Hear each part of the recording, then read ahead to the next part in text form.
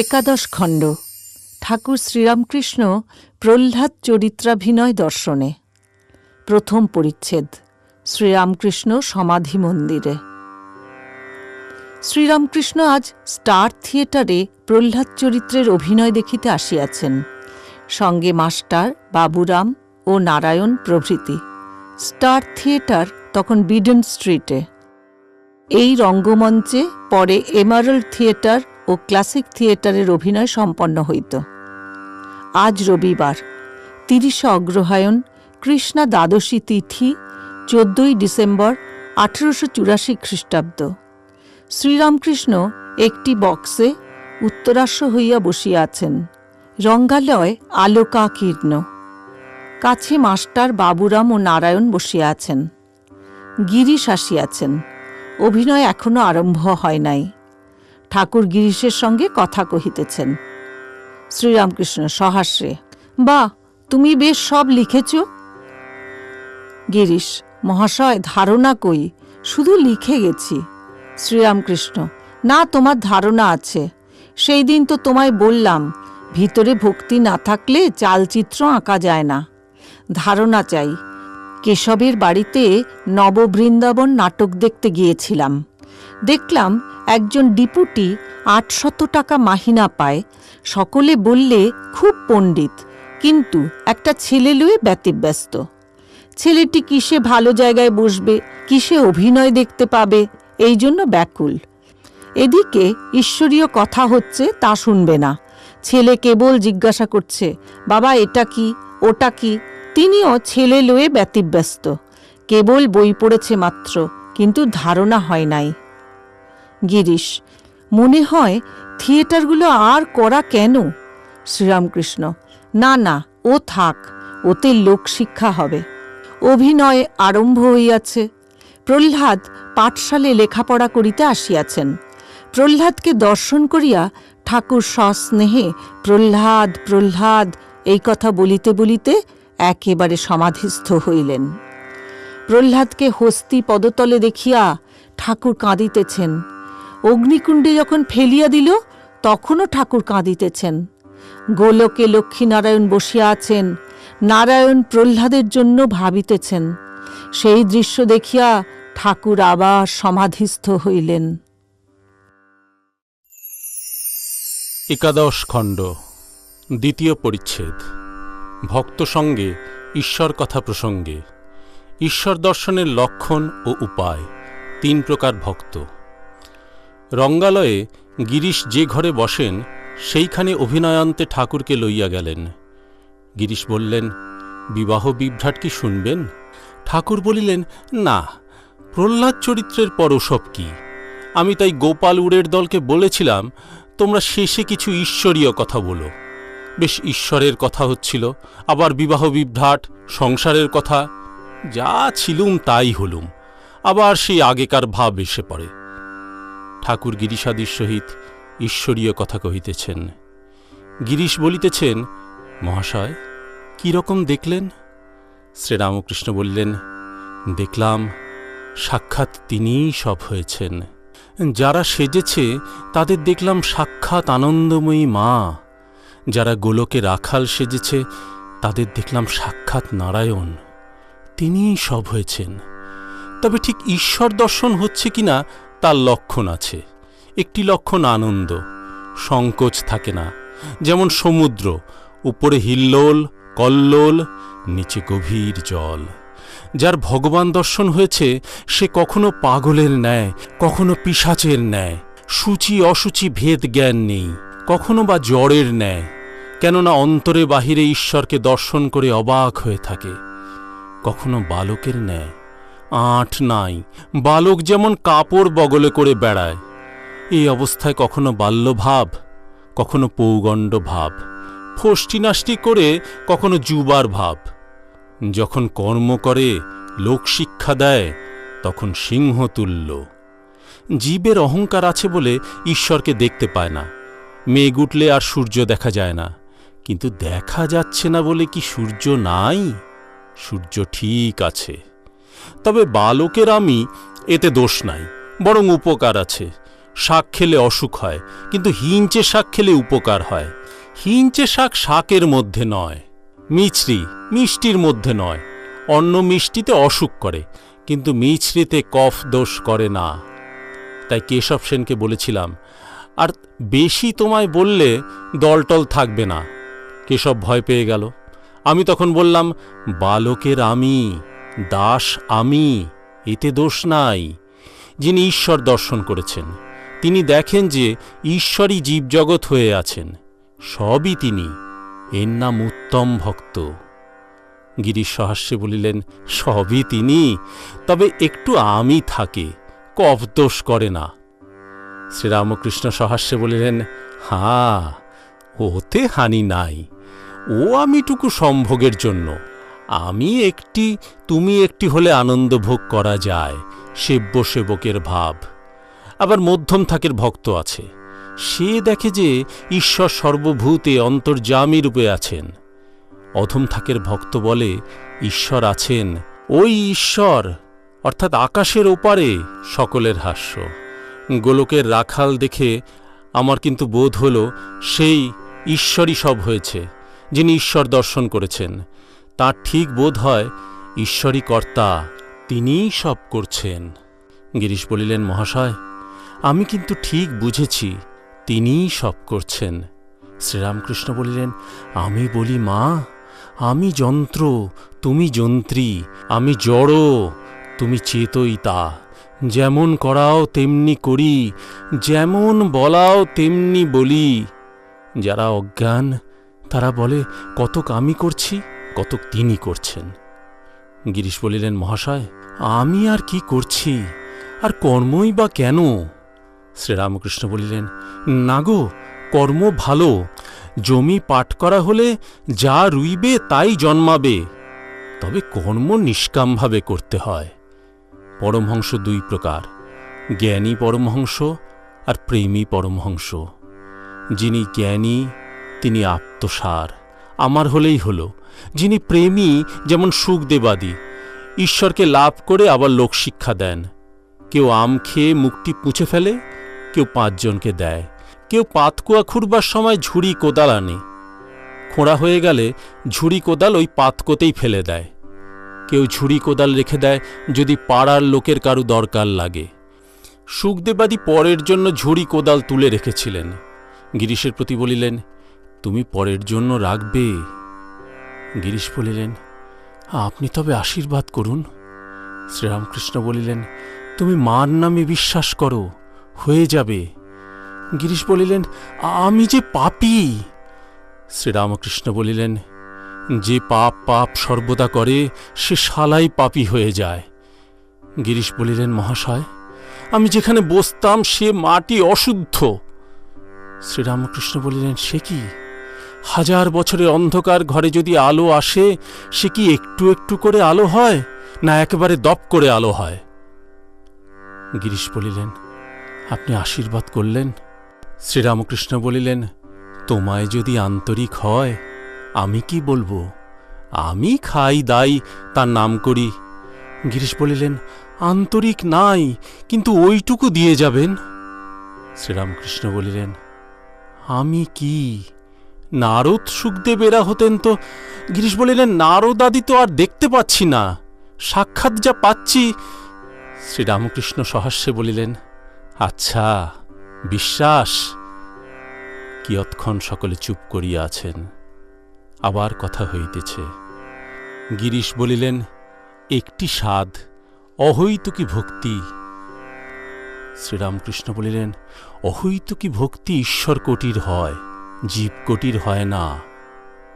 সকলে চুপ করিয়া আছেন। ঠাকুর আনমনে গান ধরিলেন, দৃষ্টি ঊর্ধ্ব দিকে। শ্যামাধন কি সবাই পায়, কালীধন কি সবাই পায়? অবোধ মন বোঝে না একই দায়। শিবেরই অসাধ্য সাধন, মন মোজানো রাঙা পায়। ইন্দ্রাদি সম্পদ সুখ তুচ্ছ হয় যে ভাবে মায়।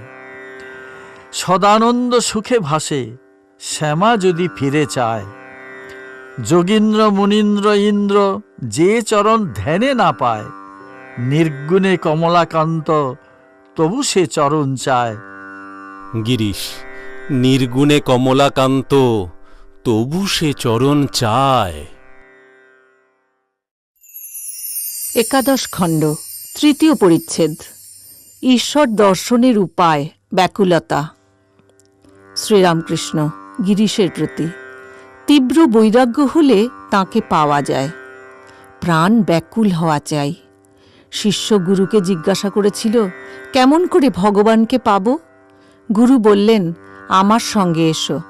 এই বলে একটা পুকুরে লয়ে গিয়ে তাকে চুবিয়ে ধরলেন। খানিক পরে জল থেকে উঠিয়ে আনলেন ও বললেন, তোমার জলের ভিতর কিরকম হয়েছিল? শিষ্য বললে, প্রাণ আটুবাটু করছিল, যেন প্রাণ যায়। গুরু বললেন, দেখো, এইরূপ ভগবানের জন্য যদি তোমার প্রাণ আটুবাটু করে তবেই তাকে লাভ করবে। তাই বলি, 3 টান একসঙ্গে হলে তবে তাকে লাভ করা যায়। বিষয়ীর বিষয়ের প্রতি টান, সতীর পতিতে টান, আর মায়ের সন্তানেতে টান, এই 3 ভালোবাসা একসঙ্গে করে কেউ যদি ভগবানকে দিতে পারে তাহলে তৎক্ষণাৎ সাক্ষাৎকার হয়। ডাক দেখি মন ডাকার মতো কেমন শ্যামা থাকতে পারে, তেমন ব্যাকুল হয়ে ডাকতে পারলে তাঁর দেখা দিতেই হবে। সেদিন তোমায় যা বললুম, ভক্তির মানে কি না কায় মনো বাক্যে তাঁর ভজনা। কায় অর্থাৎ হাতের দ্বারা তাঁর পূজা ও সেবা, পায়ে তাঁর স্থানে যাওয়া, কানে তাঁর ভাগবত শোনা, নাম গুণকীর্তন শোনা, চক্ষে তাঁর বিগ্রহ দর্শন, মন অর্থাৎ সর্বদা তাঁর ধ্যান চিন্তা করা, তাঁর লীলা স্মরণ মনন করা, বাক্য অর্থাৎ তাঁর স্তব স্তুতি, তাঁর নাম গুণকীর্তন এইসব করা। কলিতে নারদীয় ভক্তি, সর্বদা তাঁর নাম গুণকীর্তন করা। যাদের সময় নাই তারা যেন সন্ধ্যা সকালে হাততালি দিয়ে এক মনে হরিবোল হরিবোল বলে তাঁর ভজনা করে। ভক্তিরামিতে অহংকার হয় না, অজ্ঞান করে না, বরং ঈশ্বর লাভ করিয়ে দেয়। এ আমি আমির মধ্যে নয়। যেমন হিংচে শাক শাকের মধ্যে নয়। অন্য শাকে অসুখ হয়, কিন্তু হিংচে শাক খেলে পিত্ত নাশ হয়, উল্টে উপকার হয়। মিছরি মিষ্টের মধ্যে নয়। অন্য মিষ্টি খেলে অপকার হয়, মিছরি খেলে অম্বল নাশ হয়। নিষ্ঠার পর ভক্তি, ভক্তি পাকলে ভাব হয়, ভাব ঘনীভূত হলে মহাভাব হয়, সর্বশেষে প্রেম। প্রেম রজ্জুর স্বরূপ। প্রেম হলে ভক্তের কাছে ঈশ্বর বাঁধা পড়েন আর পালাতে পারেন না। সামান্য জীবের ভাব পর্যন্ত হয়। ঈশ্বরকোটি না হলে মহাভাব প্রেম হয় না। চৈতন্যদেবের হয়েছিল। জ্ঞানযোগ কি? যে পথ দিয়ে স্বস্বরূপকে জানা যায়, ব্রহ্মই আমার স্বরূপ, এই বোধ। প্রহ্লাদ কখনো স্বস্বরূপে থাকতেন, কখনো দেখতেন আমি একটি, তুমি একটি, তখন ভক্তিভাবে থাকতেন। হনুমান বলেছিলেন, রাম, কখনো দেখি তুমি পূর্ণ, আমি অংশ, কখনো দেখি তুমি প্রভু, আমি দাস। আর রাম যখন তত্ত্বজ্ঞান হয় তখন দেখি তুমি আমি, আমি তুমি। গিরিশ, আহা! শ্রীরামকৃষ্ণ, সংসারে হবে না কেন? তবে বিবেক বৈরাগ্য চাই। ঈশ্বর বস্তু আর সব অনিত্য, দুদিনের জন্য, এইটি পাকা বোধ চাই। উপর উপর ভাসলে হবে না, ডুব দিতে হবে। এই বলিয়া ঠাকুর গান গাহিতেছেন। ডুব ডুব ডুব রূপ সাগরে আমার মন, তলাতল পাতাল খুঁজলে পাবি রে প্রেমের রত্ন ধন। ডুব ডুব ডুব রূপ সাগরে আমার মন। আর একটি কথা, কামাদি কুমিরের ভয় আছে। গিরিশ, জমের ভয় কিন্তু আমার নাই। শ্রীরামকৃষ্ণ, না, কামাদি কুমিরের ভয় আছে, তাই হলুদ মেখে ডুব দিতে হয়। বিবেক বৈরাগ্যরূপ হলুদ। সংসারে জ্ঞান কারু কারু হয়, তাই 2 যোগীর কথা আছে, গুপ্তযোগী ও ব্যক্তযোগী। যারা সংসার ত্যাগ করেছে তারা ব্যক্তযোগী, তাদের সকলে চেনে। গুপ্তযোগীর প্রকাশ নাই। যেমন দাসী সব কর্ম করছে, কিন্তু দেশের ছেলেপুলেদের দিকে মন পড়ে আছে। আর যেমন তোমায় বলেছি, নষ্ট মেয়ে সংসারে সব কাজ উৎসাহের সহিত করে, কিন্তু সর্বদাই উপপতির দিকে মন পড়ে থাকে। বিবেক বৈরাগ্য হওয়া বড় কঠিন। আমি কর্তা আর এসব জিনিস আমার, এ বোধ সহজে যায় না। একজন ডিপুটিকে দেখলাম 800 টাকা মাইনে, ঈশ্বরীয় কথা হচ্ছে, সেদিকে মন একটুও দিলে না। একটা ছেলে সঙ্গে করে এনেছিল, তাকে একবার এখানে বসায়, একবার সেখানে বসায়। আর একজনকে আমি জানি, নাম করব না, জব করত খুব, কিন্তু 10,000 টাকার জন্য মিথ্যা সাক্ষী দিছিল। তাই বলছি, বিবেক বৈরাগ্য হলে সংসারেতেও হয়। গিরিশ, এ পাপীর কি হবে? ঠাকুর ঊর্ধ্বদৃষ্টি করিয়া করুণ স্বরে গান ধরিলেন। ভাব শ্রীকান্ত নরকান্তকারী রে, নিতান্ত কৃতান্ত ভয়ান্ত হবি। ভাবিলে ভব ভাবনা যাক রে, তরে তরঙ্গে ভ্রুভঙ্গে ত্রিভঙ্গে যেবা ভাবে। এলি কি তত্ত্বে এ মর্তে, কুচিত্ত কুবৃত্ত করিলে কি হবে রে। উচিত তো নয় দাসরথিরে ডুবাবি রে, করে চিত্ত প্রাচিত্ত সে নিত্য পদ ভেবে। গিরিশের প্রতি, তরে তরঙ্গে ভ্রুভঙ্গে ত্রিভঙ্গে যেবা ভাবে। মহামায়া দ্বার ছাড়লে তাঁর দর্শন হয়। মহামায়ার দয়া চাই, তাই শক্তির উপাসনা। দেখো না, কাছে ভগবান আছেন, তবু তাঁকে জানবার জো নাই। মাঝে মহামায়া আছেন বলে। রাম সীতা লক্ষ্মণ যাচ্ছেন, আগে রাম, মাঝে সীতা, সকলের পিছনে লক্ষ্মণ। রাম 2.5 হাত অন্তরে রয়েছেন, তবু লক্ষ্মণ দেখতে পাচ্ছেন না। তাঁকে উপাসনা করতে একটা ভাব আশ্রয় করতে হয়। আমার 3 ভাব, সন্তান ভাব, দাস ভাব আর সখী ভাব। দাসী ভাব সখী ভাবে অনেক দিন ছিলাম। তখন মেয়েদের মতো কাপড় গয়না ওড়না পরতুম। সন্তান ভাব খুব ভালো। বীর ভাব ভালো না, নেড়া নেড়িদের, ভৈরব ভৈরবীদের বীর ভাব, অর্থাৎ প্রকৃতিকে স্ত্রীরূপে দেখা আর রমণের দ্বারা প্রসন্ন করা। এভাবে প্রায়ই পতন আছে। গিরিশ, আমার এক সময়ে ওই ভাব এসেছিল।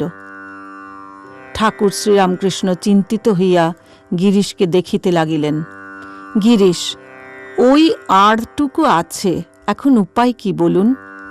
শ্রীরামকৃষ্ণ কিয়ৎক্ষণ চিন্তার পর, তাঁকে আম্মোক্তারি দাও, তিনি যা করবার করুন। 11 খণ্ড, চতুর্থ পরিচ্ছেদ।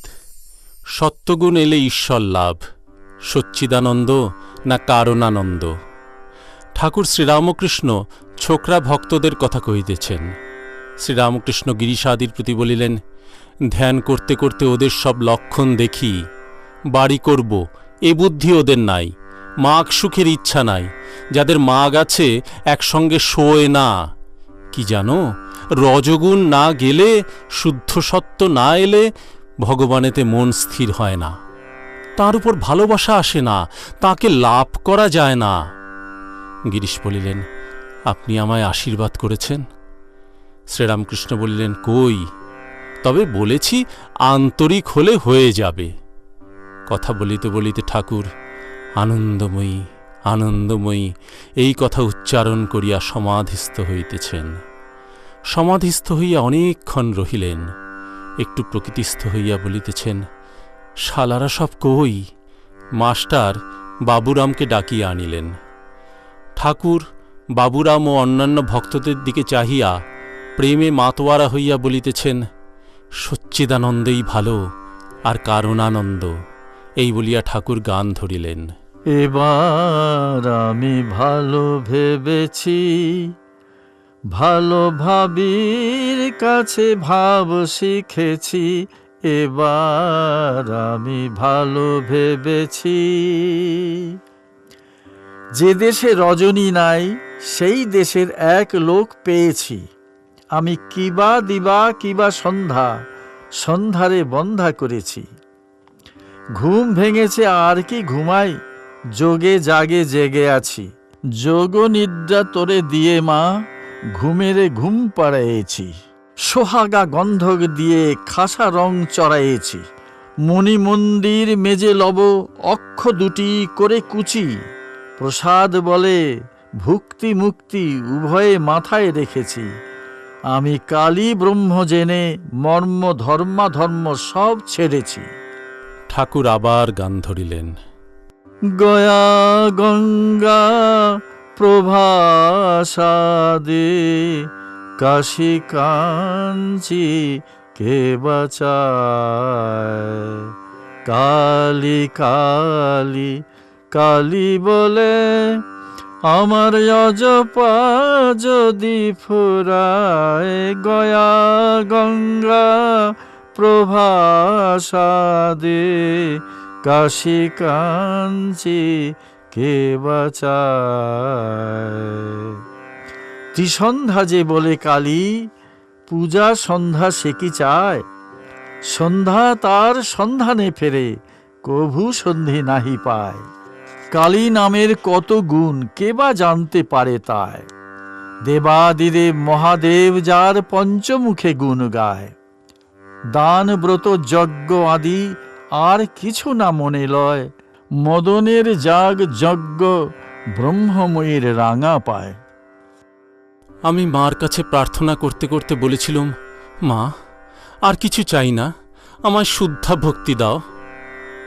গিরিশের শান্ত ভাব দেখিয়া ঠাকুর প্রসন্ন হইয়াছেন, আর বলিতেছেন, তোমার এই অবস্থাই ভালো, সহজ অবস্থাই উত্তম অবস্থা। ঠাকুর নাট্যালয়ের ম্যানেজারের ঘরে বসে আছেন। একজন আসিয়া বলিলেন, আপনি বিবাহ বিভ্রাট দেখবেন, এখন অভিনয় হচ্ছে। ঠাকুর গিরিশকে বলিতেছেন, এ কি করলে?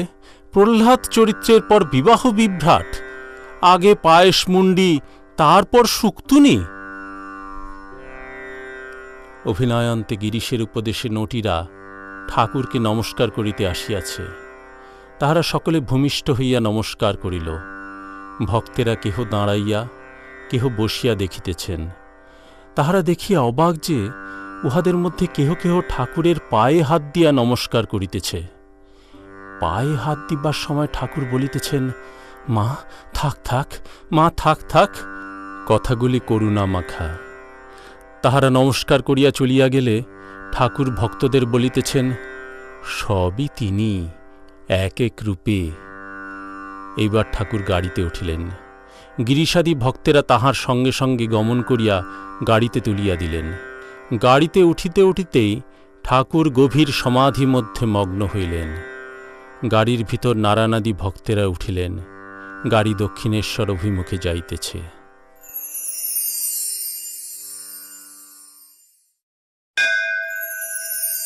দ্বাদশ খণ্ড। দক্ষিণেশ্বর মন্দিরে ভক্ত সঙ্গে শ্রীরামকৃষ্ণ। প্রথম পরিচ্ছেদ।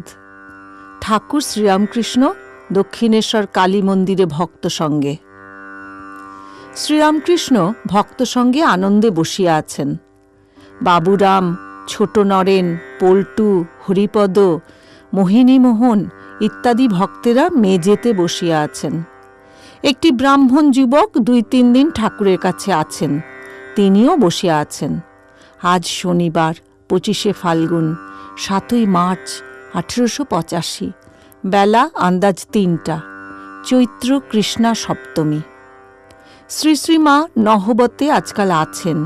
তিনি মাঝে মাঝে ঠাকুরবাড়িতে আসিয়া থাকেন শ্রীরামকৃষ্ণের সেবার জন্য। মোহিনীমোহনের সঙ্গে স্ত্রী নবীনবাবুর মা গাড়ি করিয়া আসিয়াছেন। মেয়েরা নহবতে গিয়া শ্রী শ্রী মাকে দর্শন ও প্রণাম করিয়া সেইখানেই আছেন। ভক্তেরা একটু সরিয়া গেলে ঠাকুরকে আসিয়া প্রণাম করিবেন। ঠাকুর ছোট খাটটিতে বসিয়া আছেন। ছোকরা ভক্তদের দেখিতেছেন ও আনন্দে বিভোর হইতেছেন। রাখাল এখন দক্ষিণেশ্বরে থাকেন না। কয় মাস বলরামের সহিত বৃন্দাবনে ছিলেন, ফিরিয়া আসিয়া এখন বাটিতে আছেন। শ্রীরামকৃষ্ণ সহাস্যে, রাখাল এখন পেনশন খাচ্ছে, বৃন্দাবন থেকে এসে এখন বাড়িতে থাকে, বাড়িতে পরিবার আছে, কিন্তু আবার বলেছে 1000 টাকা মাহিনা দিলেও চাকরি করবে না। এখানে শুয়ে শুয়ে বলতো তোমাকেও ভালো লাগে না, এমনি তার একটি অবস্থা হয়েছিল। ভবনাথ বিয়ে করেছে, কিন্তু সমস্ত রাত্রি স্ত্রীর সঙ্গে কেবল ধর্মকথা কয়, ঈশ্বরের কথা নিয়ে দুজনে থাকে। আমি বললুম পরিবারের সঙ্গে একটু আমোদ আহ্লাদ করবি, তখন রেগে রোগ করে বললে কি আমরাও আমোদ আহ্লাদ নিয়ে থাকব? ঠাকুর এইবার নরেন্দ্রের কথা কহিতেছেন, শ্রীরামকৃষ্ণ ভক্তদের প্রতি। কিন্তু নরেন্দ্রের উপর যত ব্যাকুলতা হয়েছিল, এর উপর অর্থাৎ ছোট নরেনের উপর তত হয় নাই। হরিপদর প্রতি, তুই গিরিশ ঘোষের বাড়ি যাস? হরিপদ, আমাদের বাড়ির কাছে বাড়ি, প্রায়ই যাই। শ্রীরামকৃষ্ণ, নরেন্দ্র যায়? হরিপদ, হাঁ, কখনো কখনো দেখতে পাই। শ্রীরামকৃষ্ণ, গিরিশ ঘোষ যা বলে অর্থাৎ অবতার বলে, তাতে ও কি বলে? হরিপদ, তর্কে হেরে গেছেন। শ্রীরামকৃষ্ণ, না, সে অর্থাৎ নরেন্দ্র বললে গিরিশ ঘোষের এখন এত বিশ্বাস, আমি কেন কোনো কথা বলবো? জজ অনুকূল মুখোপাধ্যায়ের জামাইয়ের ভাই আসিয়াছেন। শ্রীরামকৃষ্ণ, তুমি নরেন্দ্রকে জানো? জামাইয়ের ভাই, আজ্ঞা হাঁ, নরেন্দ্র বুদ্ধিমান ছোকরা। শ্রীরামকৃষ্ণ ভক্তদের প্রতি, ইনি ভালো লোক, যে কালে নরেন্দ্রের সুখ্যাতি করেছেন। সেদিন নরেন্দ্র এসেছিল, ত্রৈলোক্যের সঙ্গে সেদিন গান গাইলে, কিন্তু গানটি সেদিন আলুনি লাগল। ঠাকুর বাবুরামের দিকে চাহিয়া কথা কহিতেছেন। মাস্টার যে স্কুলে অধ্যাপনা করেন, বাবুরাম সে স্কুলে এন্ট্রান্স ক্লাসে পড়েন। শ্রীরামকৃষ্ণ বাবুরামের প্রতি, তোর বই কই, পড়াশোনা করবি না? মাস্টারের প্রতি, ও দুদিক রাখতে চায়, বড় কঠিন পথ, একটু তাকে জানলে কি হবে? বশিষ্ঠদেব তাঁরই পুত্র শোক হল। লক্ষণ দেখে অবাক হয়ে রামকে জিজ্ঞাসা করল। রাম বললেন, ভাই এ আর আশ্চর্য কি, যার জ্ঞান আছে তার অজ্ঞানও আছে। ভাই তুমি জ্ঞান অজ্ঞানের পার হও। পায়ে কাঁটা ফুটলে আরেকটি কাঁটা খুঁজে আনতে হয়, সেই কাঁটা দিয়ে প্রথম কাঁটাটি তুলতে হয়, তারপর 2টি কাঁটাই ফেলে দিতে হয়। তাই অজ্ঞান কাঁটা তুলবার জন্য জ্ঞান কাঁটা জোগাড় করতে হয়, তারপর জ্ঞান অজ্ঞানের পারে যেতে হয়। বাবুরাম সহাস্যে, আমি ওইটি চাই। শ্রীরামকৃষ্ণ সহাস্যে, ওরে দুদিকে রাখলে কি তা হয়? তা যদি চাস তবে চলে আয়। বাবুরাম সহাস্যে, আপনি নিয়ে আসুন। শ্রীরামকৃষ্ণ মাস্টারের প্রতি, রাখাল ছিল সে এক, তার বাপের মত ছিল, এরা থাকলে হাঙ্গামা হবে। বাবুরামের প্রতি, তুই দুর্বল, তোর সাহস কম। দেখ দেখি ছোট নরেন কেমন বলে, আমি একবারে এসে থাকব। এতক্ষণে ঠাকুর ছোকরা ভক্তদের মধ্যে আসিয়া মেঝেতে মাদুরের উপর বসিয়া আছেন। মাস্টার তাহার কাছে বসিয়া আছেন। শ্রীরামকৃষ্ণ মাস্টারকে, আমি কামিনী কাঞ্চন ত্যাগী খুঁজছি, মনে করি এ বুঝি থাকবে, সকলেই এক একটা ওজর করে। একটা ভূত সঙ্গী খুঁজছিল, শনি মঙ্গলবারে অপঘাতে মৃত্যু হলে ভূত হয়, তাই সে ভূতটা যেই দেখত কেউ ছাদ থেকে পড়ে গেছে কি হোঁচট খেয়ে মূর্ছিত হয়ে পড়েছে, অমনি দৌড়ে যেত, এই মনে করে যে এটার অপঘাত মৃত্যু হয়েছে, এবার ভূত হবে আর আমার সঙ্গী হবে। কিন্তু তার এমনই কপাল যে দেখে সব শালারা বেঁচে ওঠে, সঙ্গী আর জুটে না। দেখো না, রাখাল পরিবার পরিবার করে, বলে আমার স্ত্রীর কি হবে। নরেন্দ্র বুকে হাত দেওয়াতে বেহুঁশ হয়ে গিয়েছিল, তখন বলে, ওগো তুমি আমার কি করলে গো, আমার যে বাপ মা আছে গো। আমায় তিনি এ অবস্থায় রেখেছেন কেন? চৈতন্যদেব সন্ন্যাস করলেন সকলে প্রণাম করবে বলে, যারা একবার নমস্কার করবে তারা উদ্ধার হয়ে যাবে। ঠাকুরের জন্য মোহিনীমোহন চাংড়া করিয়া সন্দেশ আনিয়াছেন। শ্রীরামকৃষ্ণ, এ সন্দেশ কার? বাবুরাম মোহিনীকে দেখাইয়া দিলেন। ঠাকুর প্রণব উচ্চারণ করিয়া সন্দেশ স্পর্শ করিলেন ও কিঞ্চিত গ্রহণ করিয়া প্রসাদ করিয়া দিলেন। অতঃপর সেই সন্দেশ লইয়া ভক্তদের দিতেছেন। কি আশ্চর্য, ছোট নরেনকে ও আরও দু একটি ছোকরা ভক্তকে নিজে খাওয়াইয়া দিতেছেন। শ্রীরামকৃষ্ণ মাস্টারের প্রতি এর একটি মানে আছে। নারায়ণ শুদ্ধাত্মাদের ভিতর বেশি প্রকাশ। ওদেশে যখন যেতুম ওইরূপ ছেলেদের কারু কারু মুখে নিজে খাবার দিতাম। চীনে শাঁখারি বলতো, উনি আমাদের খাইয়ে দেন না কেন? কেমন করে দেব? কেউ ভাজ মেগো, কেউ অমুক মেগো, কে খাইয়ে দেবে? দ্বাদশ খণ্ড, দ্বিতীয় পরিচ্ছেদ। সমাধি মন্দিরে ভক্তদের সম্বন্ধে মহাবাক্য।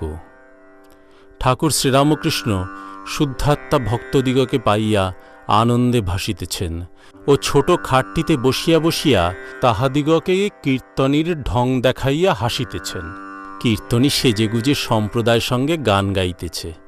কীর্তনী দাঁড়াইয়া হাতে রঙিন রুমাল মাঝে মাঝে ঢং করিয়া কাশিতেছে ও নথ তুলিয়া থুতু ফেলিতেছে। আবার যদি কোনো বিশিষ্ট ব্যক্তি আসিয়া পড়ে, গান গাইতে গাইতেই তাহাকে অভ্যর্থনা করিতেছে ও বলিতেছে, আসুন। আবার মাঝে মাঝে হাতের কাপড় সরাইয়া তাবিজ, অনন্ত ও বাউটি ইত্যাদি অলঙ্কার দেখাইতেছে। অভিনয় দৃষ্টে ভক্তেরা সকলেই হো হো করিয়া হাসিতে লাগিলেন। পল্টু হাসিয়া গড়াগড়ি দিতেছেন। ঠাকুর পল্টুর দিকে তাকাইয়া মাস্টারকে বলিতেছেন, ছেলে মানুষ কি না, তাই হেসে গড়াগড়ি দিচ্ছে। শ্রীরামকৃষ্ণ পল্টুর প্রতি সহাস্যে বললেন, তোর বাবাকে এসব কথা বলিসনি। যাও, একটু আমার প্রতি টান ছিল, তাও যাবে। ওরা একে ইংলিশম্যান লোক। ভক্তদের প্রতি বলিলেন, অনেকে আহ্নিক করবার সময় যত রাজ্যের কথা কয়, কিন্তু কথা কইতে নাই, তাই ঠোঁট বুঝে যত প্রকার ইশারা করতে থাকে। এটা নিয়ে এসো, ওটা নিয়ে এসো, হুঁ উহুঁ এইসব করে। আবার কেউ মালা জপ করছে, তার ভিতর থেকেই মাছ দর করে। জপ করতে করতে হয়তো আঙ্গুল দিয়ে দেখিয়ে দেয় ওই মাছটা। যত হিসাব সেই সময়। কেউ হয়তো গঙ্গা স্নান করতে এসেছে, সে সময় কোথা ভগবান চিন্তা করবে, গল্প করতে বসে গেল। যত রাজ্যের গল্প। তোর ছেলের বিয়ে হলো, কি গয়না দিলে, অমুকের বড় ব্যামো, অমুক শ্বশুরবাড়ি থেকে এসেছে কি না, অমুক কোণে দেখতে গেছিল, তা দেওয়া থোয়া স্বাদ আহ্লাদ খুব করবে। হরিশ আমার বড় ন্যাওটা, আমায় ছেড়ে একদণ্ড থাকতে পারে না, এতদিন আসতে পারেনি মা। অমুকের মেয়ের পাকা দেখা, বড় ব্যস্ত ছিলাম। দেখো দেখি কোথায় গঙ্গা স্নানে এসেছে, যত সংসারের কথা। ঠাকুর ছোট নরেনকে এক দৃষ্টে দেখিতেছেন। দেখিতে দেখিতে সমাধিস্থ হইলেন। শুদ্ধাত্মা ভক্তের ভিতর ঠাকুর কি নারায়ণ দর্শন করিতেছেন? ভক্তেরা এক দৃষ্টে সেই সমাধি চিত্র দেখিতেছেন। এত হাসি খুশি হইতেছিল। এইবার সকলেই নিঃশব্দ। ঘরে যেন কোনো লোক নাই। ঠাকুরের শরীর নিষ্পন্দ, চক্ষু স্থির, হাত জোর করিয়া চিত্রার্পিতের ন্যায় বসিয়া আছেন। কিয়ৎপরে সমাধি ভঙ্গ হইল। ঠাকুরের বায়ু স্থির হইয়া গিয়াছিল। এইবার দীর্ঘ নিঃশ্বাস ত্যাগ করিলেন। ক্রমে বহির্জগতে মন আসিতেছে। ভক্তদের দিকে দৃষ্টিপাত করিতেছেন। এখনও ভাবস্থ হইয়া রহিয়াছেন। এইবার প্রত্যেক ভক্তকে সম্বোধন করিয়া কাহার কি হইবে ও কাহার কিরূপ অবস্থা কিছু কিছু বলিতেছেন। ছোট নরেনের প্রতি বলিলেন, তোকে দেখবার জন্য ব্যাকুল হচ্ছিলাম, তোর হবে, আসিস এক একবার। আচ্ছা, তুই কি ভালোবাসিস, জ্ঞান না ভক্তি? ছোট নরেন বলিলেন, শুধু ভক্তি। শ্রীরামকৃষ্ণ বলিলেন, না জানলে ভক্তি কাকে করবি? মাস্টারকে দেখাইয়া সহাস্যে বলিলেন, একে যদি না জানিস, কেমন করে একে ভক্তি করবি? মাস্টারের প্রতি বলিলেন, তবে শুদ্ধাত্মা যে কালে বলেছে শুধু ভক্তি চাই, এর অবশ্য মানে আছে। আপনা আপনি ভক্তি আসা, সংস্কার না থাকলে হয় না। এটি প্রেমা ভক্তির লক্ষণ। জ্ঞান ভক্তি বিচার করা ভক্তি। ছোট নরেনের প্রতি বলিলেন, দেখি তোর শরীর দেখি, জামা খোল দেখি। বেশ বুকের আয়তন, তবে হবে, মাঝে মাঝে আসিস। ঠাকুর এখনো ভাবস্থ। অন্য অন্য ভক্তদের সস্নেহে এক একজনকে সম্বোধন করিয়া আবার বলিতেছেন, পল্টুর প্রতি, তোরও হবে, তবে একটু দেরিতে হবে। বাবুরামের প্রতি বলিলেন, তোকে টানছি না কেন, শেষে কি একটা হাঙ্গামা হবে? মোহিনীমোহনের প্রতি বলিলেন, তুমি তো আছোই, একটু বাকি আছে, সেটুকু গেলে কর্মকাজ সংসার কিছু থাকে না, সব যাওয়া কি ভালো? এই বলিয়া তাহার দিকে এক দৃষ্টে সস্নেহে তাকাইয়া রহিলেন, যেন তাহার হৃদয়ের অন্তরতম প্রদেশের সমস্ত ভাব দেখিতেছেন। মোহিনীমোহন কি ভাবিতেছিলেন, ঈশ্বরের জন্য সব যাওয়াই ভালো? কিয়ৎপরে ঠাকুর আবার বলিতেছেন, ভাগবত পণ্ডিতকে একটি পাশ দিয়ে ঈশ্বর রেখে দেন, তা না হলে ভাগবত কে শোনাবে? রেখে দেন লোকশিক্ষার জন্য, মা সেই জন্য সংসারে রেখেছেন। এইবার ব্রাহ্মণ যুবকটিকে সম্বোধন করিয়া বলিতেছেন, তুমি জ্ঞান চর্চা ছাড়ো, ভক্তি নাও, ভক্তি সার। আজ তোমার কি 3 দিন হল? ব্রাহ্মণ যুবক হাত জোর করিয়া বলিলেন, আজ্ঞা হাঁ। শ্রীরামকৃষ্ণ বলিলেন, বিশ্বাস করো, নির্ভর করো, তাহলে নিজের কিছু করতে হবে না, মা কালী সব করবেন। জ্ঞান সদরমহল পর্যন্ত যেতে পারে, ভক্তি অন্দরমহলে যায়। শুদ্ধাত্মা নির্লিপ্ত, বিদ্যা অবিদ্যা তার ভিতর দুইই আছে, তিনি নির্লিপ্ত। বায়ুতে কখনো সুগন্ধ কখনো দুর্গন্ধ পাওয়া যায়, কিন্তু বায়ু নির্লিপ্ত। ব্যাসদেব যমুনা পার হচ্ছিলেন, গোপীরাও সেখানে উপস্থিত, তারাও পারে যাবে। দধি দুধ ননি বিক্রি করতে যাচ্ছে, কিন্তু নৌকা ছিল না, কেমন করে পারে যাবেন সকলে ভাবছেন। এমন সময় ব্যাসদেব বললেন, আমার বড় ক্ষুধা পেয়েছে। তখন গোপীরা তাকে ক্ষীর সর ননি সমস্ত খাওয়াতে লাগলেন। ব্যাসদেব প্রায় সমস্ত খেয়ে ফেললেন। তখন ব্যাসদেব যমুনাকে সম্বোধন করে বললেন, যমুনা, আমি যদি কিছু না খেয়ে থাকি তাহলে তোমার জল 2 ভাগ হবে, আর মাঝে রাস্তা দিয়ে আমরা চলে যাব। ঠিক তাই হল, যমুনা 2 ভাগ হয়ে গেলেন, মাঝে ওপারে যাওয়ার পথ, সেই পথ দিয়ে ব্যাসদেব ও গোপীরা সকলে পার হয়ে গেলেন। আমি খাই নাই, তার মানে এই যে আমি সেই শুদ্ধাত্মা, শুদ্ধাত্মা নির্লিপ্ত, প্রকৃতির পার, তার ক্ষুধা তৃষ্ণা নাই, জন্ম মৃত্যু নাই, অজর অমর সুমেরুবৎ। যার এই ব্রহ্মজ্ঞান হয়েছে সে জীবন মুক্ত। সে ঠিক বুঝতে পারে যে আত্মা আলাদা আর দেহ আলাদা। ভগবানকে দর্শন করলে দেহাত্মবুদ্ধি আর থাকে না, দুটি আলাদা। যেমন নারিকেলের জল শুকিয়ে গেলে শ্বাস আলাদা আর খোল আলাদা হয়ে যায়, আত্মাটি যেন দেহের ভিতর নড়নড় করে, তেমনি বিষয়বুদ্ধিরূপ জল শুকিয়ে গেলে আত্মজ্ঞান হয়। আত্মা আলাদা আর দেহ আলাদা বোধ হয়। কাঁচা সুপারি বা কাঁচা বাদামের ভিতরের সুপারি বা বাদাম ছাল থেকে তফাত করা যায় না, কিন্তু পাকা অবস্থায় সুপারি বা বাদাম আলাদা ও ছাল আলাদা হয়ে যায়। পাকা অবস্থায় রস শুকিয়ে যায়, ব্রহ্মজ্ঞান হলে বিষয় রস শুকিয়ে যায়। কিন্তু সে জ্ঞান বড় কঠিন, বললেই ব্রহ্মজ্ঞান হয় না, কেউ জ্ঞানের ভান করে। সহাস্যে বলিলেন, একজন বড় মিথ্যা কথা কইত, আবার এদিকে বলতো আমার ব্রহ্মজ্ঞান হয়েছে।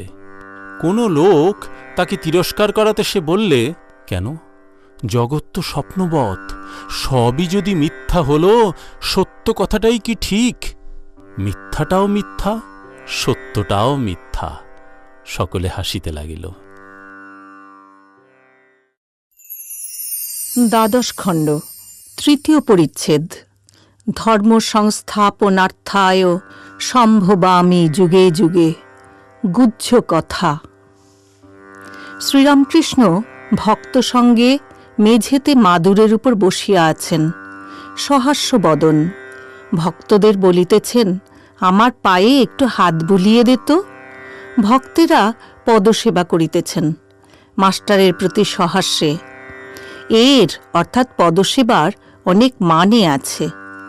আবার নিজের হৃদয়ে হাত রাখিয়া বলিতেছেন, এর ভিতর যদি কিছু থাকে, পদসেবা করলে অজ্ঞান অবিদ্যা একেবারে চলে যায়।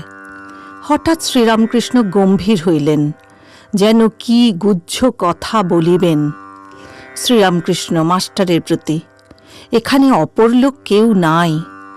সেদিন হরিশ কাছে ছিল, দেখলাম খোলটি অর্থাৎ দেহটি ছেড়ে সচ্চিদানন্দ বাহিরে এলো। এসে বললে, আমি যুগে যুগে অবতার। তখন ভাবলাম বুঝি মনের খেয়ালে ওই সব কথা বলছি।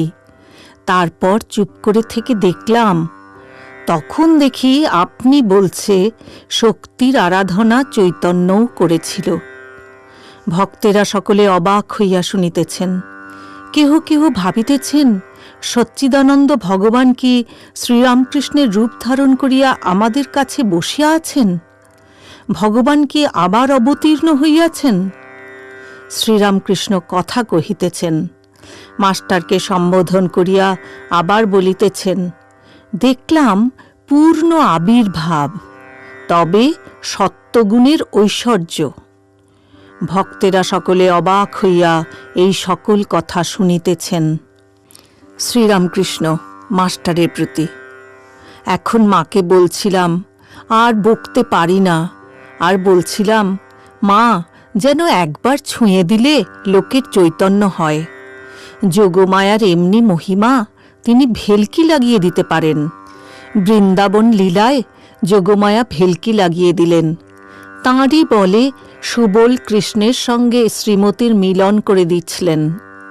যোগমায়া, যিনি আদ্যাশক্তি, তাঁর একটি আকর্ষণী শক্তি আছে।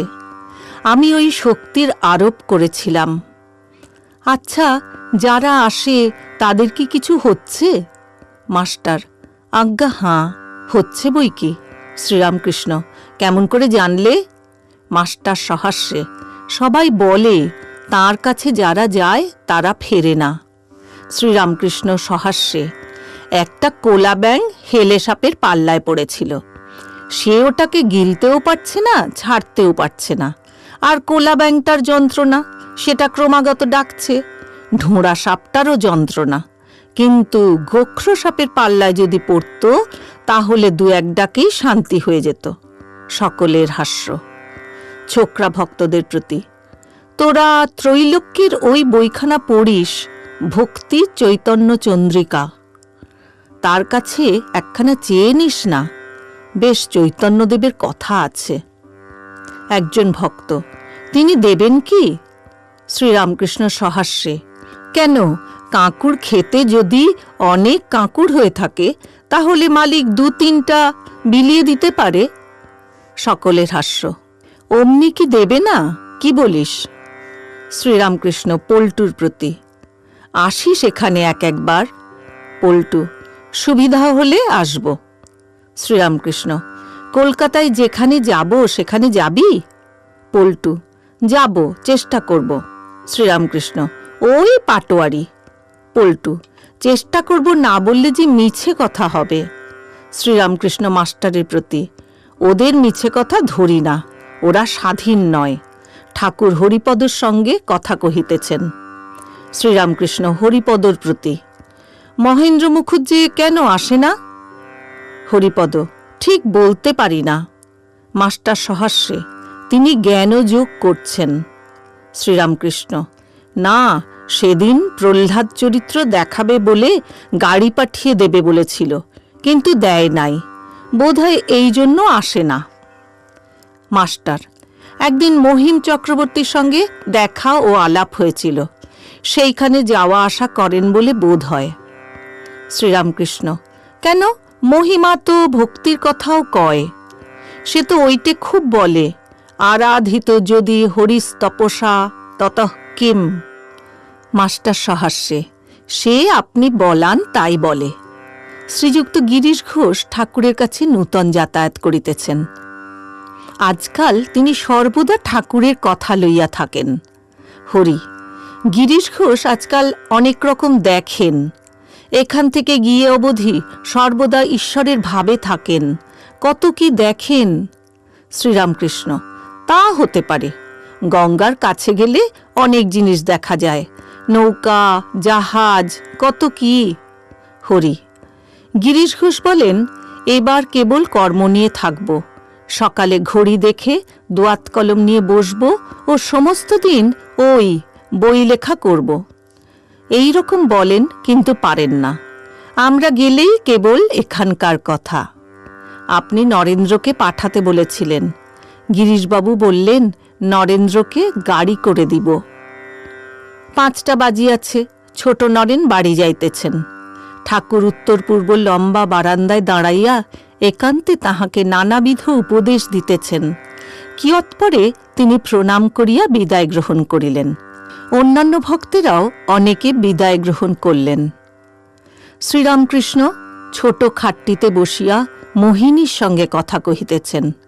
পরিবারটি পুত্র শোকের পর পাগলের মতো, কখনো হাসেন, কখনো কাঁদেন। দক্ষিণেশ্বরে ঠাকুরের কাছে এসে কিন্তু শান্ত ভাব হয়। শ্রীরামকৃষ্ণ: তোমার পরিবার এখন কি রকম? মোহিনী: এখানে এলেই শান্ত হন, সেখানে মাঝে মাঝে বড় হ্যাঙ্গামা করেন। সেদিন মরতে গেছিলেন। ঠাকুর শুনিয়া কিয়ৎকাল চিন্তিত হইয়া রহিলেন।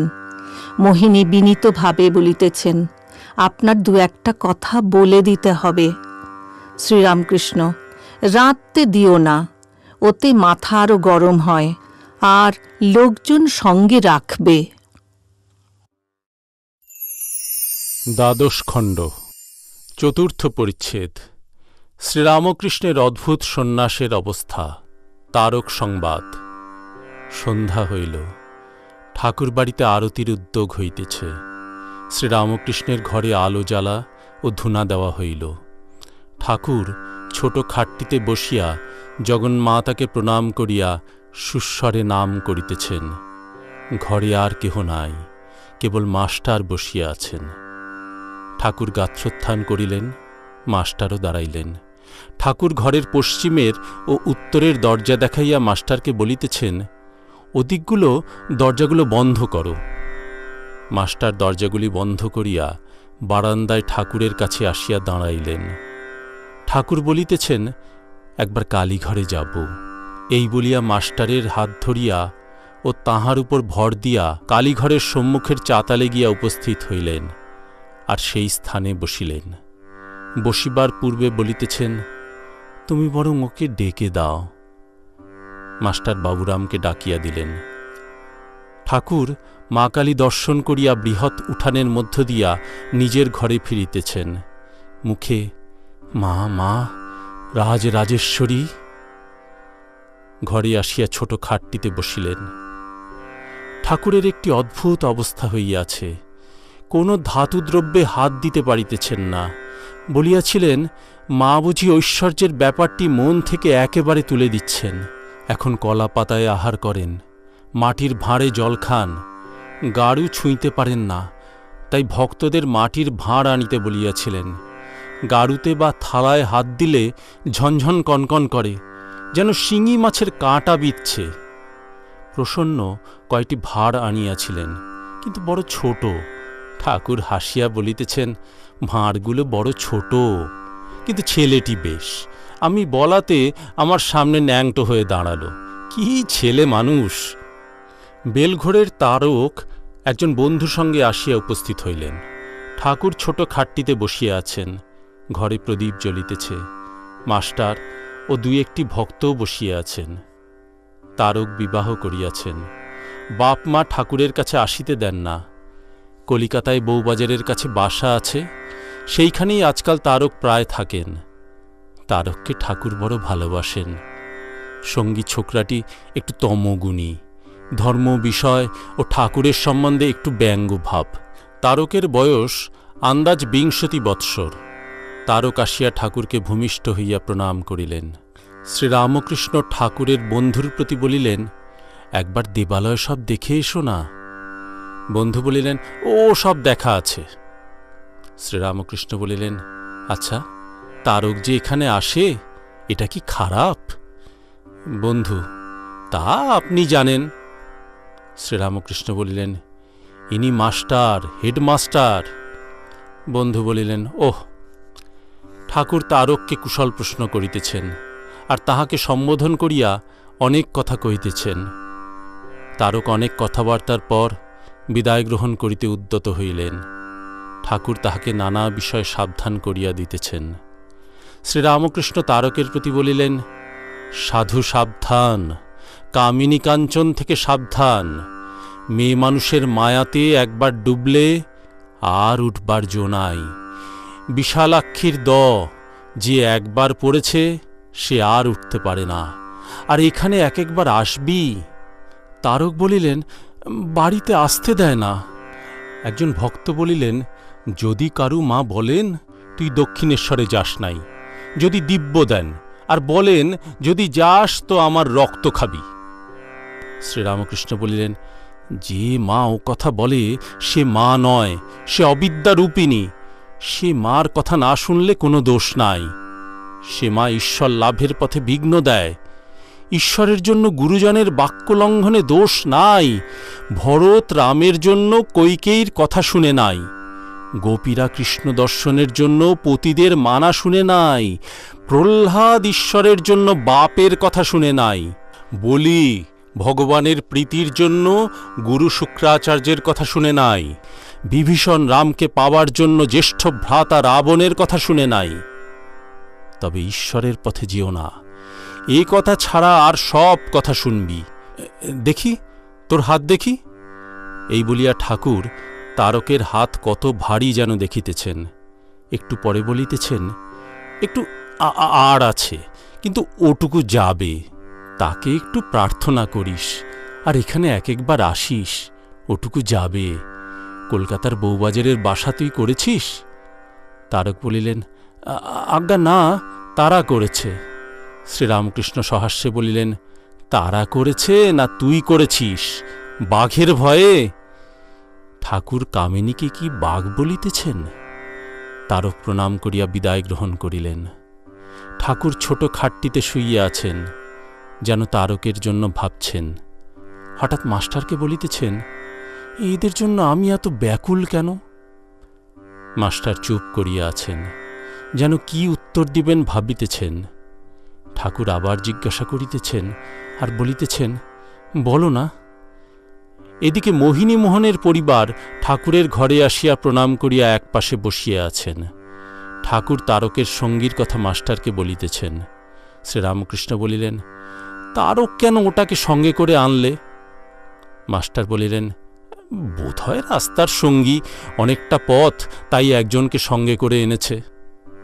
এই কথার মধ্যে ঠাকুর হঠাৎ মোহিনীর পরিবারকে সম্বোধন করে বলছেন, অপঘাত মৃত্যু হলে প্রেতনী হয়, সাবধান, মনকে বুঝাবে। এত শুনে দেখে শেষকালে কি এই হল? মোহিনী এইবার বিদায় গ্রহণ করিতেছেন। ঠাকুরকে ভূমিষ্ঠ হইয়া প্রণাম করিতেছেন। পরিবারও ঠাকুরকে প্রণাম করিতেছেন। ঠাকুর তাহার ঘরের মধ্যে উত্তর দিকের দরজার কাছে দাঁড়াইয়াছেন। পরিবার মাথায় কাপড় দিয়া ঠাকুরকে আস্তে আস্তে কি বলিতেছেন।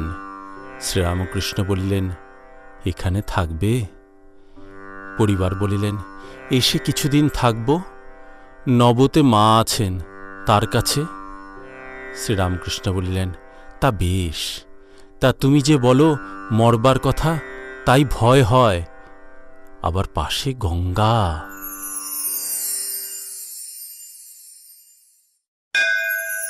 ত্রয়োদশ খণ্ড। কলিকাতায় ভক্ত মন্দিরে শ্রীরামকৃষ্ণ। প্রথম পরিচ্ছেদ। অন্তরঙ্গ সঙ্গে বসু বলরাম মন্দিরে। বেলা ৩টা অনেকক্ষণ বাজিয়াছে। চৈত্র মাস, প্রচণ্ড রৌদ্র। শ্রীরামকৃষ্ণ দুই একটি ভক্ত সঙ্গে বলরামের বৈঠকখানায় বসিয়া আছেন। মাস্টারের সহিত কথা কহিতেছেন। আজ ৬ই এপ্রিল সোমবার, ১৮৮৫, ২৫শে চৈত্র, কৃষ্ণা সপ্তমী।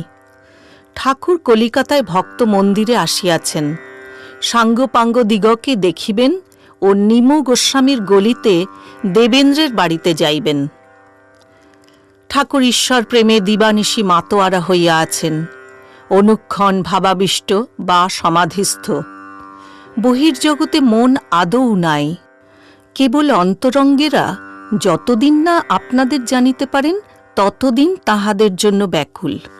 বাপ মা যেমন অক্ষম ছেলেদের জন্য ব্যাকুল আর ভাবেন কেমন করে এরা মানুষ হবে, অথবা পাখি যেমন শাবকদের লালন পালন করিবার জন্য ব্যাকুল। শ্রীরামকৃষ্ণ মাস্টারের প্রতি। বলে ফেলেছি 3টের সময় যাব, তাই আসছি, কিন্তু ভারী ধূপ। মাস্টার, আজ্ঞে হাঁ, আপনার বড় কষ্ট হয়েছে। ভক্তেরা ঠাকুরকে হাওয়া করিতেছেন। শ্রীরামকৃষ্ণ, ছোট নরেনের জন্য আর বাবুরামের জন্য এলাম, পূর্ণকে কেন আনলে না? মাস্টার, সভায় আসতে চায় না, তার ভয় হয়। আপনি 5 জনের সাক্ষাতে সুখ্যাতি করেন, পাছে বাড়িতে জানতে পারে। শ্রীরামকৃষ্ণ, হাঁ তা বটে, যদি বলে ফেলি তো আর বলবো না। আচ্ছা, পূর্ণকে তুমি ধর্মশিক্ষা দিচ্ছ, এ তো বেশ। মাস্টার, তাছাড়া বিদ্যাসাগর মহাশয়ের বইয়েতে সিলেকশনে ওই কথাই আছে, ঈশ্বরকে দেহ মন প্রাণ দিয়ে ভালোবাসবে। এ কথা শেখালে কর্তারা যদি রাগ করেন তো কি করা যায়? শ্রীরামকৃষ্ণ, ওদের বইয়েতে অনেক কথা আছে বটে, কিন্তু যারা বই লিখেছে তারা ধারণা করতে পারে না। সাধুসঙ্গ হলে তবে ধারণা হয়। ঠিক ঠিক ত্যাগী সাধু যদি উপদেশ দেয় তবেই লোকে সে কথা শুনে। শুধু পণ্ডিত যদি বই লিখে বা মুখে উপদেশ দেয় সে কথা তত ধারণা হয় না। যার কাছে গুড়ের নাগরি আছে সে যদি রোগীকে বলে গুড় খেও না, রোগী তার কথা তত শুনে না। আচ্ছা, পূর্ণর অবস্থা কিরকম দেখছ? ভাবটাপ কি হয়? মাস্টার, কই ভাবের অবস্থা বাহিরে সেরকম দেখতে পাই না। একদিন আপনার সেই কথাটি তাকে বলেছিলাম। শ্রীরামকৃষ্ণ, কি কথাটি? মাস্টার, সেই যে আপনি বলেছিলেন সামান্য আধার হলে ভাব সম্বরণ করতে পারে না, বড় আধার হলে ভিতরে খুব ভাব হয় কিন্তু বাহিরে প্রকাশ থাকে না। যেমন বলেছিলেন সায়ের দিঘিতে হাতি নামলে টের পাওয়া যায় না, কিন্তু ডোবাতে নামলে তোলপাড় হয়ে যায় আর পাড়ের উপর জল উপছে পড়ে। শ্রীরামকৃষ্ণ, বাহিরে ভাব তার তো হবে না, তার আকর আলাদা, আর সব লক্ষণ ভালো, কি বলো? মাস্টার, চোখ দুটি বেশ উজ্জ্বল, যেন ঠেলে বেরিয়ে আসছে। শ্রীরামকৃষ্ণ, চোখ দুটি শুধু উজ্জ্বল হলে হয় না, তবে ঈশ্বরীয় চোখ আলাদা। আচ্ছা, তাকে জিজ্ঞাসা করেছিলে তারপর, অর্থাৎ ঠাকুরের সহিত দেখার পর কিরকম হয়েছে? মাস্টার, আজ্ঞা হাঁ, কথা হয়েছিল। সে 4-5 দিন ধরে বলছে ঈশ্বর চিন্তা করতে গেলে আর তাঁর নাম করতে গেলে চোখ দিয়ে জল, রোমাঞ্চ এইসব হয়। শ্রীরামকৃষ্ণ, তবে আর কি? ঠাকুর ও মাস্টার চুপ করিয়া আছেন। কিয়ৎক্ষণ পরে মাস্টার কথা কহিতেছেন, বলিতেছেন, সে দাঁড়িয়ে আছে। শ্রীরামকৃষ্ণ, কে? মাস্টার, পূর্ণ, তার বাড়ির দরজার কাছে বোধহয় দাঁড়িয়ে আছে। আমরা কেউ গেলে দৌড়ে আসবে, এসে আমাদের নমস্কার করে যাবে। শ্রীরামকৃষ্ণ, আহা আহা। ঠাকুর তাকিয়ায় হেলান দিয়া বিশ্রাম করিতেছেন। মাস্টারের সঙ্গে একটি 12 বর্ষীয় বালক আসিয়াছে। মাস্টারের স্কুলে পড়ে, নাম ক্ষীরোদ। মাস্টার বলিতেছেন, এই ছেলেটি বেশ, ঈশ্বরের কথায় খুব আনন্দ। শ্রীরামকৃষ্ণ সহাস্যে, চোখ দুটি যেন হরিণের মতো। ছেলেটি ঠাকুরের পায়ে হাত দিয়া ভূমিষ্ঠ হইয়া প্রণাম করিল ও অতি ভক্তিভাবে ঠাকুরের পদসেবা করিতে লাগিল। ঠাকুর ভক্তদের কথা কহিতেছেন। শ্রীরামকৃষ্ণ মাস্টারকে, রাখাল বাড়িতে আছে, তারও শরীর ভালো নয়, ফোঁড়া হয়েছে। একটি ছেলে বুঝি তার হবে শুনলাম। পল্টু ও বিনোদ সম্মুখে বসিয়া আছেন। শ্রীরামকৃষ্ণ পল্টুর প্রতি সহাস্যে, তুই তোর বাবাকে কি বললি? মাস্টারের প্রতি, ওর বাবাকে ও নাকি জবাব করেছে এখানে আসবার কথায়। পল্টুর প্রতি, তুই কি বললি? পল্টু, বললুম, হাঁ, আমি তার কাছে যাই, এ কি অন্যায়? ঠাকুর ও মাস্টারের হাস্য, যদি দরকার হয় আরও বেশি বলবো। শ্রীরামকৃষ্ণ সহাস্যে মাস্টারের প্রতি, না, কি গো, অত দূর? মাস্টার, আজ্ঞা না, অত দূর ভালো নয়। ঠাকুরের হাস্য। শ্রীরামকৃষ্ণ বিনোদের প্রতি, তুই কেমন আছিস? সেখানে গেলি না? বিনোদ, আজ্ঞা যাচ্ছিলাম, আবার ভয়ে গেলাম না, একটু অসুখ করেছে, শরীর ভালো নয়। শ্রীরামকৃষ্ণ, চ না সেইখানে, বেশ হাওয়া, সেরে যাবি। ছোট নরেন আসিয়াছেন, ঠাকুর মুখ ধুইতে যাইতেছেন। ছোট নরেন গামছা লইয়া ঠাকুরকে জল দিতে গেলেন। মাস্টারও সঙ্গে সঙ্গে আছেন। ছোট নরেন পশ্চিমের বারান্দার উত্তর কোণে ঠাকুরের পা ধুইয়া দিতেছেন, কাছে মাস্টার দাঁড়াইয়া আছেন। শ্রীরামকৃষ্ণ, ভারী ধূপ। মাস্টার, আজ্ঞা হাঁ। শ্রীরামকৃষ্ণ, তুমি কেমন করে ওইটুকুর ভিতর থাকো? উপরের ঘরে গরম হয় না? মাস্টার, আজ্ঞা হাঁ, খুব গরম হয়। শ্রীরামকৃষ্ণ, তাতে পরিবারের মাথার অসুখ, ঠান্ডায় রাখবে। মাস্টার, আজ্ঞা হাঁ, বলে দিয়েছি নিচের ঘরে শুতে। ঠাকুর বৈঠকখানা ঘরে আবার আসিয়া বসিয়াছেন ও মাস্টারকে বলিতেছেন, তুমি এ রবিবারে যাও নাই কেন? মাস্টার, আজ্ঞা বাড়িতে তো আর কেউ নাই, তাতে আবার পরিবারের মাথার ব্যারাম, কেউ দেখবার নাই। ঠাকুর গাড়ি করিয়া নিমু গোস্বামীর গলিতে দেবেন্দ্রের বাড়িতে যাইতেছেন। সঙ্গে ছোট নরেন, মাস্টার, আরও দুই একটি ভক্ত। পূর্ণর কথা কহিতেছেন, পূর্ণের জন্য ব্যাকুল হইয়া আছেন। শ্রীরামকৃষ্ণ মাস্টারের প্রতি, খুব আধার, তা না হলে ওর জন্য জপ করিয়ে নিলে, ও তো এসব কথা জানে না। মাস্টার ও ভক্তেরা অবাক হইয়া শুনিতেছেন যে ঠাকুর পূর্ণের জন্য বীজমন্ত্র জপ করিয়াছেন। শ্রীরামকৃষ্ণ, আজ তাকে আনলেই হতো, আনলে না কেন? ছোট নরেনের হাসি দেখিয়া ঠাকুর ও ভক্তেরা সকলে হাসিতেছেন। ঠাকুর আনন্দে তাহাকে দেখাইয়া মাস্টারকে বলিতেছেন, দেখো দেখো, ন্যাকা ন্যাকা হাসে, যেন কিছু জানে না, কিন্তু মনের ভিতর কিছুই নাই। তিনটেই মনে নাই, জমিন, জরু, রূপেয়া। কামিনী কাঞ্চন মন থেকে একেবারে না গেলে ভগবান লাভ হয় না। ঠাকুর দেবেন্দ্রের বাড়িতে যাইতেছেন। দক্ষিণেশ্বরের দেবেন্দ্রকে একদিন বলিতেছিলেন, একদিন মনে করেছি তোমার বাড়িতে যাব। দেবেন্দ্র বলিয়াছিলেন, আমিও তাই বলবার জন্য আজ এসেছি, এই রবিবারে যেতে হবে।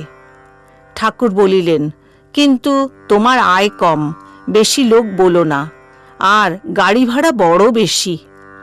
দেবেন্দ্র হাসিয়া বলিয়াছিলেন, তা আয় কম হলেই বা ঋণং কৃত্বা ঘৃতং পিবেত, ধার করে ঘৃত খাবে, ঘি খাওয়া চাই। ঠাকুর এই কথা শুনিয়া হাসিতে লাগিলেন, হাসি আর থামে না। কিয়ৎ পরে বাড়িতে পৌঁছিয়া বলিতেছেন, দেবেন্দ্র, আমার জন্য খাবার কিছু করো না, অমনি সামান্য, শরীর তত ভালো নয়। ত্রয়োদশ খণ্ড, দ্বিতীয় পরিচ্ছেদ। দেবেন্দ্রের বাড়িতে ভক্ত সঙ্গে। শ্রীরামকৃষ্ণ দেবেন্দ্রের বাড়িতে বৈঠকখানায় ভক্তের মজলিস করিয়া বসিয়া আছেন। বৈঠকখানার ঘরটি একতলায়। সন্ধ্যা হইয়া গিয়াছে, ঘরে আলো জ্বলিতেছে।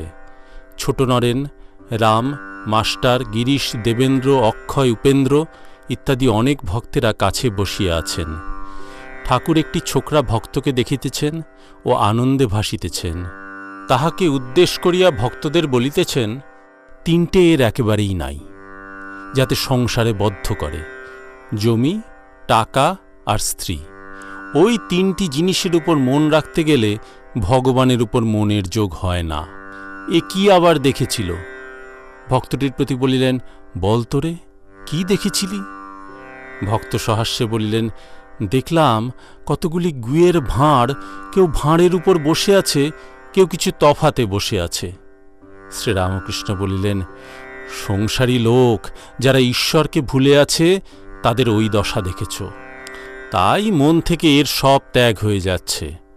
কামিনী কাঞ্চনের উপর থেকে যদি মন চলে যায়, আর ভাবনা কি?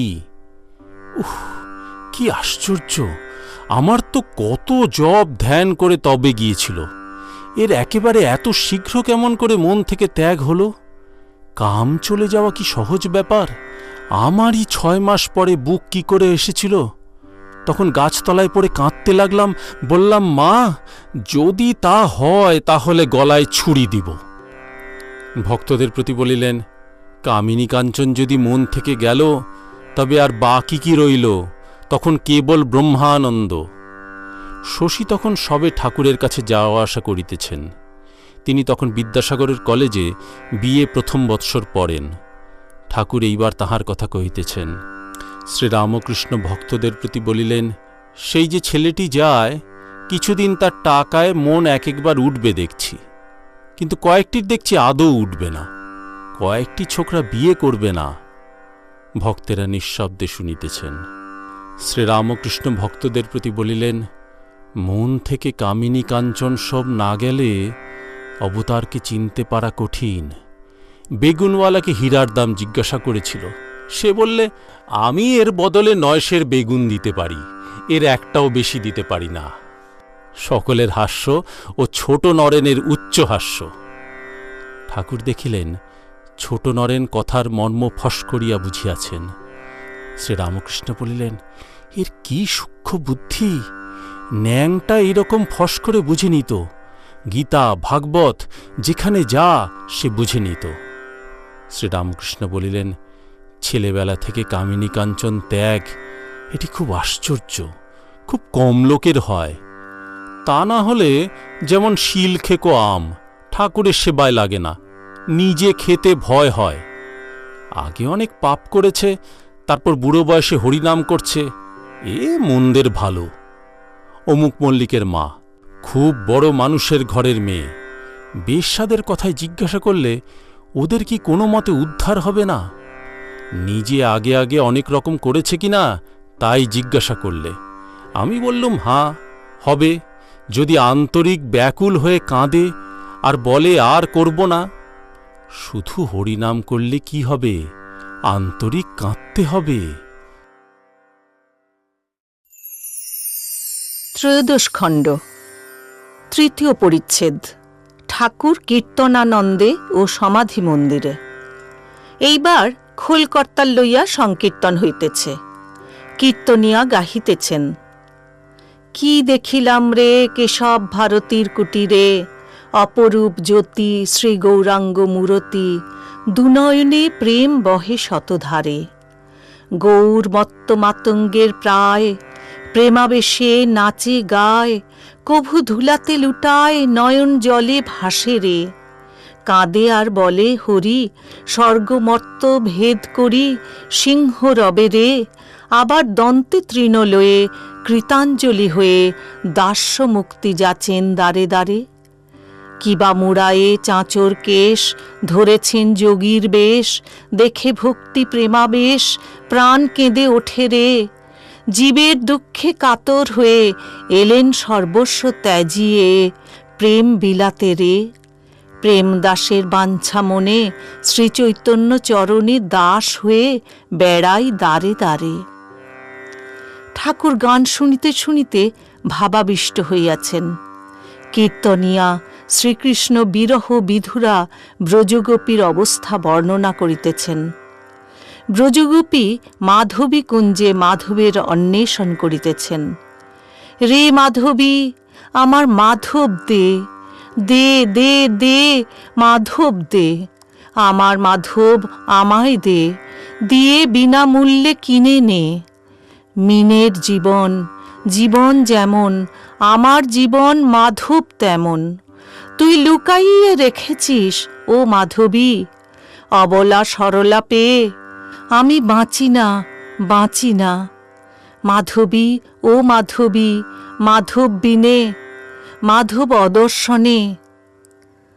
ঠাকুর শ্রীরামকৃষ্ণ মাঝে মাঝে আখর দিতেছেন, সে মথুরা কত দূর, যেখানে আমার প্রাণবল্লভ। ঠাকুর সমাধিস্থ, স্পন্দহীন দেহ, অনেকক্ষণ স্থির রহিয়াছেন। ঠাকুর কিঞ্চিৎ প্রকৃতিস্থ, কিন্তু এখনও ভাবাবিষ্ট। এই অবস্থায় ভক্তদের কথা বলিতেছেন, মাঝে মাঝে মার সঙ্গে কথা কহিতেছেন। শ্রীরামকৃষ্ণ ভাবস্থ, মা, তাকে টেনে নিও, আমি আর ভাবতে পারি না। মাস্টারের প্রতি তোমার সম্বন্ধী, তার দিকে একটু মন আছে। গিরিশের প্রতি, তুমি গালাগাল খারাপ কথা অনেক বলো, তা হোক, ওসব বেরিয়ে যাওয়াই ভালো। বদরক্ত রোগ কারু কারু আছে, যত বেরিয়ে যায় ততই ভালো। উপাধি নাশের সময়ই শব্দ হয়, কাঠ পোড়াবার সময় চড় চড় শব্দ করে, সব পুড়ে গেলে আর শব্দ থাকে না। তুমি দিন দিন শুদ্ধ হবে, তোমার দিন দিন খুব উন্নতি হবে, লোকে দেখে অবাক হবে। আমি বেশি আসতে পারবো না, তা হোক, তোমার এমনিই হবে। ঠাকুর শ্রীরামকৃষ্ণের ভাব আবার ঘনীভূত হইতেছে, আবার মার সঙ্গে কথা কহিতেছেন। মা, যে ভালো আছে তাকে ভালো করতে যাওয়া কি বাহাদুরি? মা, মরাকে মেরে কি হবে? যে খাড়া হয়ে রয়েছে তাকে মারলে তবে তো তোমার মহিমা। ঠাকুর কিঞ্চিৎ স্থির হইয়া হঠাৎ একটু উচ্চৈঃস্বরে বলিতেছেন, আমি দক্ষিণেশ্বর থেকে এসেছি, যাচ্ছি গো মা। যেন একটি ছোট ছেলে দূর হইতে মার ডাক শুনিয়া উত্তর দিতেছে। ঠাকুর আবার নিস্পন্দ দেহ, সমাধিস্থ বসিয়া আছেন। ভক্তেরা অনিমেষ লোচনে নিঃশব্দে দেখিতেছেন। ঠাকুর ভাবে আবার বলছেন, আমি লুচি আর খাব না। পাড়া হইতে দু একটি গোস্বামী আসিয়াছিলেন, তাহারা উঠিয়া গেলেন। ত্রয়োদশ খণ্ড, চতুর্থ পরিচ্ছেদ। ঠাকুর শ্রীরামকৃষ্ণ দেবেন্দ্রের বাটিতে ভক্ত সঙ্গে। ঠাকুর ভক্ত সঙ্গে আনন্দে কথাবার্তা কহিতেছেন। চৈত্র মাস, বড় গরম। দেবেন্দ্র কুলপি বরফ তৈয়ার করিয়াছেন, ঠাকুরকে ও ভক্তদের খাওয়াইতেছেন। ভক্তরাও কুলপি খাইয়া আনন্দ করিতেছেন। মণি আস্তে আস্তে বলিতেছেন, এনকোর এনকোর, অর্থাৎ আরও কুলপি দাও, ও সকলে হাসিতেছেন। কুলপি দেখিয়া ঠাকুরের ঠিক বালকের ন্যায় আনন্দ হইতেছে। শ্রীরামকৃষ্ণ বলিলেন, বেশ কীর্তন হল, গোপীদের অবস্থা বেশ বললে। রে মাধবী, আমার মাধব দে। গোপীদের প্রেমন্মাদের অবস্থা কি আশ্চর্য, কৃষ্ণের জন্য পাগল। একজন ভক্ত আরেকজনকে দেখাইয়া বলিতেছেন, এর সখী ভাব, গোপী ভাব। রাম বলিলেন, এর ভিতর দুই আছে, মধুর ভাব আবার জ্ঞানের কঠোর ভাবও আছে। শ্রীরামকৃষ্ণ বলিলেন, কি গা? ঠাকুর এইবার সুরেন্দ্রের কথা কহিতেছেন। রাম বলিলেন, আমি খবর দিছিলাম, কই এলো না। শ্রীরামকৃষ্ণ, কর্ম থেকে এসে আর পারে না। একজন ভক্ত বলিলেন, রামবাবু আপনার কথা লিখছেন। শ্রীরামকৃষ্ণ সহাস্যে বলিলেন, কি লিখছে? ভক্ত, পরমহংসের ভক্তি, এই বলে একটি বিষয় লিখছেন। শ্রীরামকৃষ্ণ বলিলেন, তবে আর কি, রামের খুব নাম হবে। গিরিশ সহাস্যে বলিলেন, সে আপনার চেলা বলে। শ্রীরামকৃষ্ণ, আমার চেলা টেলা নাই, আমি রামের দাসানুদাস। পাড়ার লোকেরা কেহ কেহ আসিয়াছিলেন, কিন্তু তাহাদের দেখিয়া ঠাকুরের আনন্দ হয় নাই। ঠাকুর একবার বললেন, এ কি পাড়া, এখানে দেখছি কেউ নাই। দেবেন্দ্র এইবার ঠাকুরকে বাড়ির ভিতর লইয়া যাইতেছেন। সেখানে ঠাকুরকে জল খাওয়াইবার আয়োজন হইয়াছে। ঠাকুর ভিতরে গেলেন। ঠাকুর সহাস্যবদনে বাড়ির ভিতর হইতে ফিরিয়া আসিলেন ও আবার বৈঠকখানায় উপবিষ্ট হইলেন। ভক্তেরা কাছে বসিয়া আছেন, উপেন্দ্র ও অক্ষয় ঠাকুরের দুই পার্শ্বে বসিয়া পদসেবা করিতেছেন। ঠাকুর দেবেন্দ্রের বাড়ির মেয়েদের কথা বলিতেছেন। বেশ মেয়েরা, পাড়া গিয়ে মেয়ে কিনা, খুব ভক্তি। ঠাকুর আত্মারাম নিজের আনন্দে গান গাহিতেছেন। কিভাবে গান গাহিতেছেন! নিজের অবস্থা স্মরণ করিয়া তাহার কি ভাবোল্লাস হইল, তাই কি গান কয়টি গাহিতেছেন। সহজ মানুষ না হইলে সহজকে না যায় চেনা। দরবেশ দাঁড়ারে সাধের করোয়া কিস্তিধারী, দাঁড়ারে ও তোর ভাবরূপ নেহারি। এসেছেন এক ভাবের ফকির, হোসে হিঁদুর ঠাকুর মুসলমানের পীর। গিরিশ ঠাকুরকে প্রণাম করিয়া বিদায় গ্রহণ করিলেন। ঠাকুরও গিরিশকে নমস্কার করিলেন। দেবেন্দ্রাদি ভক্তেরা ঠাকুরকে গাড়িতে তুলিয়া দিলেন। দেবেন্দ্র বৈঠকখানার দক্ষিণ উঠানে আসিয়া দেখেন যে তক্তাপোষের উপর তাহার পাড়ার একটি লোক এখনও নিদ্রিত রহিয়াছেন। তিনি বলিলেন, উঠো উঠো। লোকটি চক্ষু মুছিতে মুছিতে উঠে বলছেন, পরমহংসদেব কি এসেছেন? সকলে হো হো করিয়া হাসিতে লাগিলেন। লোকটি ঠাকুরের আসিবার আগে আসিয়াছিলেন ঠাকুরকে দেখিবার জন্য। গরম বোধ হওয়াতে উঠানের তক্তাপোষে মাদুর পাতিয়া নিদ্রাভিভূত হইয়া আছেন। ঠাকুর দক্ষিণেশ্বরে যাইতেছেন। গাড়িতে মাস্টারকে আনন্দে বলিতেছেন, খুব কুলপি খেয়েছি, তুমি আমার জন্য নিয়ে যেও গোটা 4-5। ঠাকুর আবার বলছেন, এখন এই কটি ছোকরার উপর মন টানছে, ছোট নরেন, পূর্ণ আর তোমার সম্বন্ধী। মাস্টার, দ্বিজ? শ্রীরামকৃষ্ণ বলিলেন, না, দ্বিজ তো আছে, তার বড়টির উপর মন যাচ্ছে। মাস্টার বলিলেন, ওহ! ঠাকুর আনন্দে গাড়িতে যাইতেছেন।